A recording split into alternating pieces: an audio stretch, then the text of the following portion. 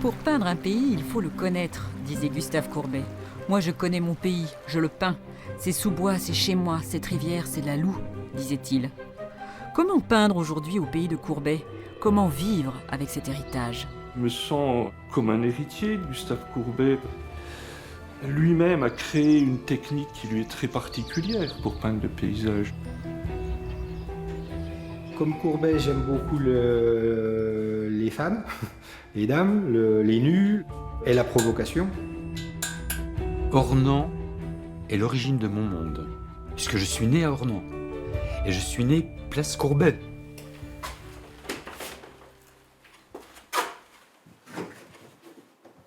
Le paysagiste Pascal Lombard a choisi le même terrain de jeu que Gustave Courbet, la vallée de la Loue. Mais il s'est émancipé du maître.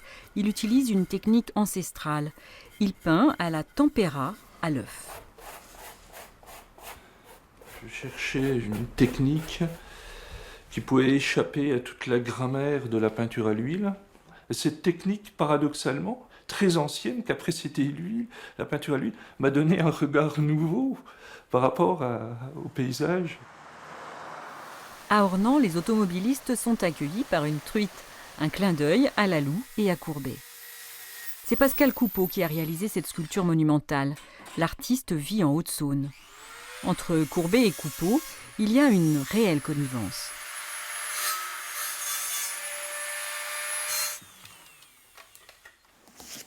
Le personnage m'a fasciné à beaucoup d'égards. Il avait ce côté imbu de lui-même, infect, qui est repoussant, et en même temps, c'était un personnage assez extraordinaire, une espèce de gargantua intéressant à plein d'égards. S'il y a une œuvre de Gustave Courbet qui inspire Coupeau et tant d'autres artistes, c'est bien l'origine du monde.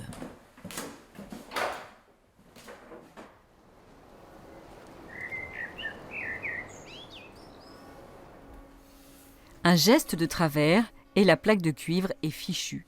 Il faut avoir les nerfs solides pour être graveur. Dominique Sozolic est une star de la gravure. Dans son atelier de Dole, on comprend tout de suite son intérêt pour Courbet. L'une de ses œuvres les plus célèbres est une prouesse technique, réinterpréter l'origine du monde en gravant un seul trait de 125 mètres. Une œuvre qui appartient à l'histoire, si on se l'approprie, c'est pour dire autre chose à partir de l'image identifiable, mais qui va être porteuse de quelque chose qui relève à la fois de ce qu'on est en tant qu'artiste et de ce qu'on est dans le temps où l'on vit. Cette spirale évoque le temps qui est le nôtre en cette vie et que notre temps, à nous, est né de cette profondeur de l'orifice féminin pour nous mettre au monde à la lumière du monde.